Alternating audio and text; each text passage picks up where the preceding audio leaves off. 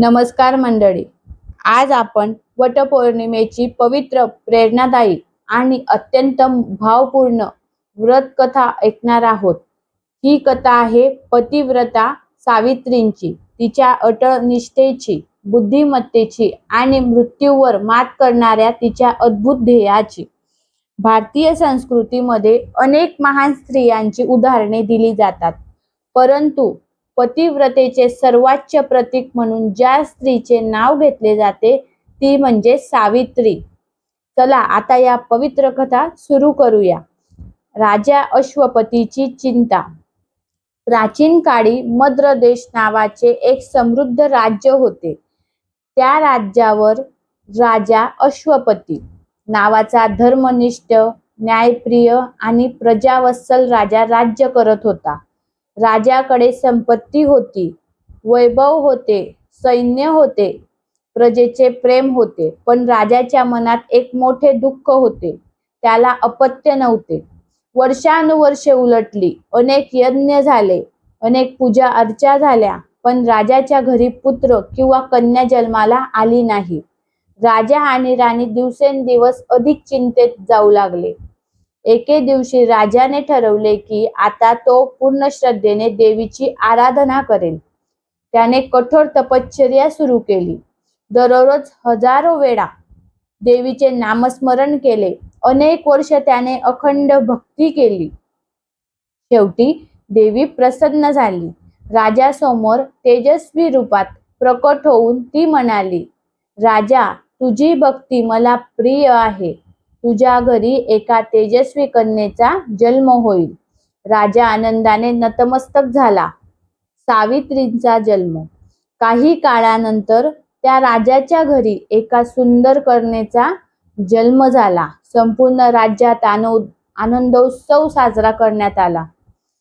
देवीच्या कृपेने जन्म झाल्यामुळे त्या कन्येचे नाव ठेवण्यात आले सावित्री. लहानपणापासूनच सावित्री अत्यंत बुद्धिमान, विनम्र, दयाळू आणि तेजस्वी होती. तिच्या चेहऱ्यावर विलक्षण तेज होते. राज्यातील लोक म्हणत असत, ही कन्या साधी नाही, तिच्यामध्ये दैवी गुण आहेत. सावित्री मोठी होऊ लागली. वर्ष लोटली. सावित्री शिक्षण, शास्त्रज्ञान, धर्म, राजकारण आणि व्यवहार यामध्ये पारंगत झाली. तिचे सौंदर्य इतके अद्वितीय होते की अनेक राजकुमार तिच्याशी विवाह करण्यास उत्सुक होते. पण सावित्रीला केवळ वैभवशाली राजवाडा किंवा संपत्ती नको होती. तिला असा जीवनसाथी हवा होता जो सत्यप्रिय असेल, धर्मनिष्ठ असेल आणि सद्गुणी असेल. वर निवडण्याचा निर्णय. एके दिवशी राजा अश्वपती म्हणाला, पुत्री, आता तुझे विवाहयोग्य वय झाले आहे. तू स्वतःसाठी योग्य वर निवड. त्या काळात काही राजकन्यांना स्वयंवर किंवा वर निवडीचा अधिकार दिला जात असे. राजाच्या आज्ञेनुसार सावित्री रथातून विविध राज्याचा प्रवास करू लागली. राज्य पाहू लागली. तिने अनेक राजे, राजकुमार आणि वीरपुरुष पाहिले, पण तिच्या मनाला कोणीही भावले नाही. एके दिवशी ती दाट जंगलातून जात असताना तिला एक तरुण युवक दिसला. तो साधे वस्त्र परिधान करून आपल्या वृद्ध आईवडिलांची सेवा करत होता. त्याच्या चेहऱ्यावर तेज होते. त्याच्या वागण्यात नम्रता होती. त्याच्या बोलण्यात सत्य होते आणि त्याचं नाव होतं, तो युवक होता सत्यवान. त्याचे नाव काय होते? सत्यवान. सावित्रीच्या मनात त्याच्याबद्दल आदर निर्माण झाला. तिने चौकशी केली, सत्यवान कोण आहे, कोण होता? सत्यवान हा प्रत्यक्षात एका राजाचा पुत्र होता. सत्यवान कोण होता? एका राजाचा पुत्र होता. पण त्याचे वडील द्युम्नसेन नावाचे राजा होते. परंतु शत्रूंनी त्याचे राज्य हिरावून घेतले. त्याच्या वडिलांचे राज्य होते, ते काय केले? शत्रूंनी हिरावून घेतले. युद्धात पराभूत झाल्यानंतर ते कुटुंबासह जंगलात राहू लागले. राज्य गेले होते. संपत्ती पण गेली होती, परंतु त्यांचे सद्गुण कायम होते. सत्यवान आपल्या आई वडिलांची सेवा करत साधे जीवन जगत होता. सावित्रीने सत्यवानाला पाहिले आणि तिच्या मनाने निर्णय घेतला. ती राजवाड्यात परत आले. राजा अश्वपतीने विचारले, पुत्री, तुला योग्य वर मिळाला का? सावित्री शांतपणे म्हणाली, होय महाराज, मी सत्यवानाला माझा पती म्हणून निवडले आहे. राजा थोडा आश्चर्यचकित झाला, कारण सत्यवान जंगलात राहत होता. त्याच्याकडे राज्य नव्हते, वैभव नव्हते, परंतु राजाने मुलीला निर्णय ऐकून घेतला. राजाने काय केलं? मुलीचा निर्णय ऐकून घेतला. नारद मुनींचे आगमन. याच वेळी राजदरबारात महान ऋषी नारद मुनी आले. राजाने त्यांचे स्वागत केले. संवादादरम्यान राजाने सावित्रीच्या विवाहाचा विषय काढला. नारद मुनी काही क्षण ध्यानमग्न झाले. नंतर गंभीर स्वरात म्हणाले, राजा, सत्यवान अत्यंत सद्गुणी आहे. त्याच्यासारखा गुणी युवक दुर्मिळ आहे. राजा आनंदित झाला. परंतु पुढे नारद मुनी म्हणाले, एक गंभीर गोष्ट आहे. दरबारात शांतता पसरली. राजाने विचारले, काय गोष्ट आहे? कोणती गोष्ट आहे ऋषी? नारद मुनी म्हणाले, सत्यवानाचे आयुष्य अत्यंत अल्प आहे. आजपासून नेमके 1 वर्षानंतर त्याचा मृत्यू निश्चित आहे. हे ऐकताच संपूर्ण दरबार स्तब्ध झालं. राजा अश्वपतीचा पायाखालची जमीन सरकली. त्याने सावित्रीकडे पाहिले. तो म्हणाला, पुत्री, दुसरा वर निवड. मी तुला दुःखी पाहू शकत नाही. परंतु सावित्रीच्या चेहऱ्यावर किंचितही भीती नव्हती. ती शांतपणे म्हणाली, पिताश्री, भारतीय स्त्री एकदाच पती निवडते. मी सत्यवानाला माझा पती मानले आहे. माझा निर्णय बदलणार नाही. राजा आणि दरबारातील सर्वजण तिच्या निर्धाराने थक्क झाले. शेवटी राजाने मुलीची इच्छा मान्य केली. सावित्री आणि सत्यवान यांचा विवाह मोठ्या विधिवत पद्धतीने पार पडला. विवाहानंतर सावित्रीने राजवाड्याचे वैभव सोडले आणि आपल्या पतीसोबत जंगलात राहण्याचा निर्णय घेतला. तिने कधीही तक्रार केली नाही. तिने साधे जीवन स्वीकारले, परंतु तिच्या मनात नारद मुनींची भविष्यवाणी कायम होती. तिला माहीत होते, 1 वर्षानंतर तिच्या आयुष्यात एक भयंकर दिवस येणार आहे. राजकन्या सावित्रीने सत्यवानाला पती म्हणून निवडले. नारद मुनींनी सत्यवानाचे आयुष्य फक्त 1 वर्ष उरले असल्याचे सांगितले, तरीही सावित्री आपल्या निर्णयावर ठाम राहिली आणि विवाहानंतर पतीसोबत जंगलात राहू लागली. ही कथा ज्याने ऐकली त्याच्यासाठी खूप महत्त्वपूर्ण आहे. पुढे शेवटपर्यंत नक्की ऐका आणि कथा आवडली असेल तर एकदा श्री स्वामी समर्थ नक्की लिहा आणि वटपौर्णिमेचा उपवास कोणी कोणी धरला हे देखील कमेंटमध्ये सांगा. आणि असेच नवनवीन व्हिडिओ पाहण्यासाठी चॅनलला लाईक करा, शेअर करा आणि चॅनलवर नवीन असाल तर नक्की चॅनलला सबस्क्राईब करा. सावित्रींच्या आयुष्याची दिशा बदलली. वनातील साधेपण, सुखी जीवन. विवाहानंतर सावित्रीने राजवाड्यांचे वैभव, दासी दास, संपत्ती, ऐश्वर्य सर्व मागे सोडले. ती आपल्या पती सत्यवान, सासरे द्युमसेन आणि सासूबाई यांच्यासोबत वनात राहू लागली. दररोज सकाळी ती लवकर उठत असे. आश्रमाची स्वच्छता, पाणी आणणे, फळे गोळा करणे, भोजन तयार करणे असे ते दैनंदिन काम करत होती. सत्यवानही कष्टाळू होता आणि प्रेमळ होता. दोघांचे जीवन साधे होते, पण मनाने ते अत्यंत सुखी होते. भविष्यवाणीची सावली. बाहेरून सावित्री आनंदी दिसत होती, पण तिच्या मनात एक गोष्ट कायम होती. नारद मुनींचे शब्द, आजपासून 1 वर्षानंतर सत्यवानाचा मृत्यू निश्चित आहे. सावित्री प्रत्येक दिवस मोजत होती. महिने संपत गेले, ऋतू बदलले आणि हळूहळू तो दिवस जवळ येऊ लागला. तिने 3 दिवसाचे कठोर व्रत केले. मृत्यूचा दिवस जवळ आल्याचे जाणवताच सावित्रीने कठोर व्रत सुरू केले. तिने 3 दिवस उपवास केला.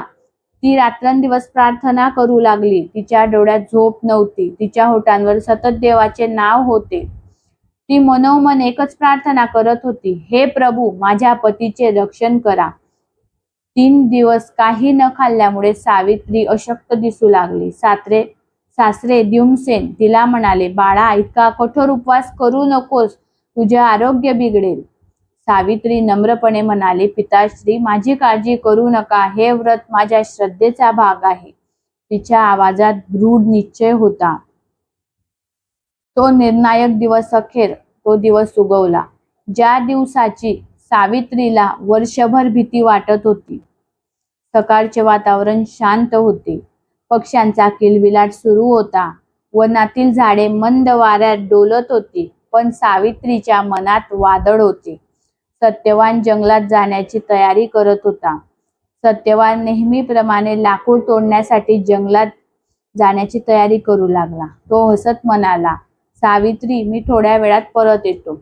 1 तास. सावित्रीच्या डोळ्यात अश्रू आले, परंतु तिने स्वतःला सावरले. ती म्हणाली, आज मी तुमच्या सोबत येणार आहे. सत्यवान हसला.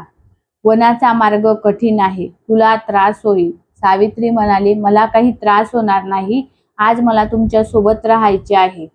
जंगलाच्या दिशेने प्रवास करू लागले. दोघे जंगलाच्या दिशेने निघाले. सकाळचे सूर्यकिरण झाडांच्या फांद्यांमधून जमिनीवर पडत होते. वनातील वातावरण सुंदर होते. पक्षी गाणे गात होते. परंतु सावित्रीच्या मनात भीतीचे सावट होते. ती प्रत्येक क्षण पतीकडे पाहत होती. सत्यवान कामाला सुरुवात करतो. जंगलाच्या आत गेल्यावर सत्यवान झाडांच्या फांद्या तोडू लागला. तो नेहमीप्रमाणे उत्साहाने काम करत होता. सावित्री जवळच बसून त्याच्याकडे पाहत होती. अचानक सत्यवानच्या चेहऱ्यावर वेदना दिसू लागल्या. अचानक आलेली चक्कर. सत्यवान हातातील कुऱ्हाड खाली ठेवत म्हणाला, सावित्री, माझ्या डोक्यात खूप वेदना होत आहेत. तो डगमगला. त्याला चक्कर आली. सावित्री घाबरली. ती धावत त्याच्या जवळ गेली. सत्यवान सावित्रीच्या मांडीवर. सत्यवान म्हणाला, मला खूप थकवा जाणवतो आहे. माझे डोळे मिटत आहेत. सावित्रीने त्याचे डोके आपल्या मांडीवर घेतले. तिने त्याला आधार दिला. तिच्या डोळ्यातून अश्रू वाहू लागले, कारण तिला समजले होते, भविष्यवाणीचा क्षण आला आहे. निसर्गातील शांतता. अचानक संपूर्ण जंगल जणू शांत झाले. पक्ष्यांचे आवाज थांबले. वारा मंदावला. आकाशात एक विचित्र गंभीरता पसरली. सावित्रीला काहीतरी असामान्य घडत असल्याची जाणीव झाली. यमराजांचे आगमन. तेव्हाच तिच्या समोर एक दिव्य आणि तेजस्वी पुरुष प्रकट झाले. त्यांचे वस्त्र गडद होते. त्यांच्या हातात पाश होता. त्यांच्या चेहऱ्यावर गंभीर तेज होते. तो कोणी साधा मनुष्य नव्हता, ते होते यमराज. सावित्रीने त्यांना ओळखले. तिने नम्रपणे हात जोडले. तिच्या मनात भीती होती, पण त्याहून मोठी होती तिची श्रद्धा. यमराज शांतपणे सत्यवानाकडे पाहू लागले. यमराजांनी आपल्या दिव्य पाशाने सत्यवानाच्या शरीरातून त्याचा प्राण बाहेर काढला. तो तेजस्वी प्रकाशासारखा दिसत होता. क्षणात सत्यवानाचे शरीर निश्चल झाले. सावित्रीच्या डोळ्यातून अश्रूंचा पूर वाहू लागला, परंतु तिने ध्येय सोडले नाही. यमराजांचा प्रवास सुरू झाला. यमराज सत्यवानाचा जीव घेऊन दक्षिण दिशेला चालू लागले. सावित्रीने पतीचे शरीर अलगद जमिनीवर ठेवले आणि ती यमराजाच्या मागे चालू लागली. यमराजांचा प्रश्न. काही अंतर गेल्यावर यमराज मागे वळले. ते म्हणाले, सावित्री, तू इथे का येत आहेस? तुझे कर्तव्य संपले आहे. आता परत जा. सावित्रींचे उत्तर. सावित्री शांतपणे म्हणाली, जिथे माझा पती जाईल तिथपर्यंत त्याच्यासोबत जाणे हे माझे कर्तव्य आहे. पत्नी म्हणून त्यांना एकटे कसे सोडू? यमराज तिच्या उत्तराने प्रभावित झाले, परंतु त्यांनी पुन्हा सांगितले, तू आता परत जा. सावित्रीची निष्ठा. सावित्री म्हणाली, धर्म सांगतो की सत्पुरुषाच्या सहवासात चालणे हे पुण्याचे कार्य आहे. आपण धर्मराज आहात. आपल्या सोबत चालण्याची संधी मला लाभत आहे. यमराज काही क्षण शांत राहिले. त्यांना तिचे ध्येय आणि बुद्धिमत्ता जाणवू लागली. आणि यमराज प्रसन्न क्षण. शेवटी यमराज म्हणाले, सावित्री, तुझे बोलणे मला आवडले. तू मला प्रसन्न केले आहेस. तुझ्या पतीच्या जीवनाव्यतिरिक्त एक वर माग. सावित्रीने नम्रपणे विचार केला आणि म्हणाली, माझे सासरे द्युमसेन यांना पुन्हा दृष्टी प्राप्त हो. यमराज म्हणाले, तथास्तु. त्यानंतर दुसरे आणि तिसरे वरदान यमराज सावित्री यांचा प्रसिद्ध संवाद आपण आता बघणार आहोत. तर तो आहे, बुद्धिमत्तेने यमराजांना प्रभावित केलं आणि अखेर सावित्रीने सत्यवानाला जीवनात कसे प्राप्त केले हे आपण आता बघणार आहोत. यमराजांचा दुसरा वरदान. सावित्रीच्या निष्ठा आणि बुद्धिमत्तेने प्रभावित होऊन यमराज म्हणाले, सावित्री, तू अत्यंत पतिव्रता आणि बुद्धिमान स्त्री आहेस. तुझ्या पतीखेरीज तुला दुसरे वर माग. सावित्री थोडा विचार करून म्हणाली, हे धर्मराज, माझ्या सासऱ्यांना त्यांचे हरवलेले राज्य परत मिळावे आणि ते पुन्हा राजवैभवात यावे. यमराजांनी स्मित केले आणि तथास्तु म्हणाले. सावित्रींचा प्रवास सुरू राहतो. यमराज पुढे चालू लागले. सावित्री त्यांच्या मागे न थांबता चालत राहिली. तिचे पाय थकले होते, पण तिचा आत्मविश्वास कमी झाला नव्हता. यमराजांचा तिसरा वरदान. थोड्या वेळाने यमराज पुन्हा वळले. ते म्हणाले, सावित्री, तू अजूनही माझ्या मागे येत आहेस. मागे जा, तुला अजून एक वर देतो. सावित्री शांतपणे म्हणाले, धर्मराज, मला 100 पुत्र प्राप्त व्हावेत. यमराज म्हणाले, तथास्तु. यमराजांचा मोठा संकेत. यमराज पुढे चालू लागले, पण काही अंतर गेल्यावर थांबले. त्यांना सावित्रीच्या शब्दामध्ये काहीतरी खोल अर्थ जाणवला होता. ते म्हणाले, सावित्री, तू खूप बुद्धिमान आहेस. तू मागितलेले वर पूर्ण होतील. परंतु सावित्री शांत होती. ती अजूनही त्यांच्या मागे चालत होती. चौथा आणि अंतिम संवाद. यमराजांनी पुन्हा विचारलं, सावित्री, आता तुला काय हवे आहे? सावित्रीने डोळे वर करून पाहिले आणि म्हणाली, हे धर्मराज, तुम्ही मला 100 पुत्रांचा वर दिला आहे, पण माझा पती तर आता माझ्यासोबत नाही. मग हे पुत्र मला कसे होतील? यमराज काही क्षण स्तब्ध झाले. यमराजांची चूक उघड होते. सावित्री पुढे म्हणाली, जर माझा पती मृत असेल तर पुत्रप्राप्ती कशी शक्य आहे? म्हणजेच तुम्ही अप्रत्यक्षपणे माझ्या पतीचे जीवन परत दिले आहे. यमराज थक्क झाले. त्यांनी मान्य केले की सावित्रीने त्यांना धर्माच्या तर्कात अडकवले आहे. यमराज प्रसन्न होणे. यमराज म्हणाले, सावित्री, तू केवळ पतिव्रता नाहीस, तर अत्यंत बुद्धिमान आणि धर्मज्ञ आहेस. तू मला पूर्णपणे प्रसन्न केले आहेस. तुझ्या पतीचे प्राण परत देण्याशिवाय आता दुसरा मार्ग नाही.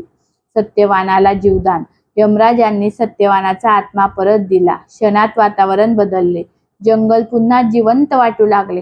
पक्ष्यांचे आवाज पुन्हा ऐकू येऊ लागले. सत्यवान हळूहळू श्वास घेऊ लागला आणि डोळे उघडले. सावित्रीचा आनंद. सावित्रीच्या डोळ्यात अश्रू होते, पण ते अश्रू आनंदाचे अश्रू होते. ती धावत जाऊन सत्यवानाला मिठी मारते आणि ती म्हणाली, तुम्ही परत आलात. सत्यवान काहीच समजू शकला नाही, परंतु सावित्रीने संपूर्ण कथा सांगितली. यमराजांचे अंतिम आशीर्वाद. यमराज शेवटचा आशीर्वाद देऊन म्हणाले, सावित्री, तुझी निष्ठा, बुद्धिमत्ता आणि धर्मपालन अमर राहील. तुझ्यासारखी स्त्री युगानुयुगे आदर्श राहील. आणि ते अंतर्ध्यान पावले. घरी परत येणे. सावित्री आणि सत्यवान घरी परत आले. तिथे सासरे द्युमसेन यांना पुन्हा दृष्टी प्राप्त झाली होती. राज्यही त्यांना परत मिळाले होते. संपूर्ण कुटुंब आनंदात वाहून गेले होते. ही कथा, हा आहे खरा वटपौर्णिमा कथेचा संदेश. ही कथा आपल्याला शिकवते की श्रद्धा अटळ असावी, प्रेम निष्ठावान असावे, बुद्धिमत्ता संकटांवर मात करू शकते आणि सत्य कधीही हरत नाही. अंतिम समारोप. मंडळी, वटपौर्णिमा व्रतकथा ही केवळ एक धार्मिक कथा नाही, ती आहे निष्ठा, प्रेम, ध्येय आणि धर्माचा विजय. ही कथा आजही प्रत्येक विवाहित स्त्रीला प्रेरणा देते. म्हणून प्रत्येक विवाहित स्त्री, ज्या नवीन स्त्रियांचे लग्न झाले आहेत, त्यांना, आपल्या पूर्ण फॅमिलीच्या परिवाराला नक्की ही कथा शेअर करा. एकदा ही कथा नक्कीच प्रत्येक स्त्रीने ऐकली पाहिजे. त्यासाठी व्हिडिओला शेअर करा. व्हिडिओ आवडला असेल तर लाईक करा, शेअर करा आणि सबस्क्राईब करा. आणि असेच नवनवीन व्हिडिओ, नवनवीन कथा आपल्यासमोर मांडण्यासाठी व्हिडिओला नक्की सबस्क्राईब करा. आणि कमेंटमध्ये नक्की लिहा वटपौर्णिमेचा व्रत कोणी कोणी लिहिला आहे आणि श्री स्वामी समर्थ लिहायला विसरू नका. धन्यवाद.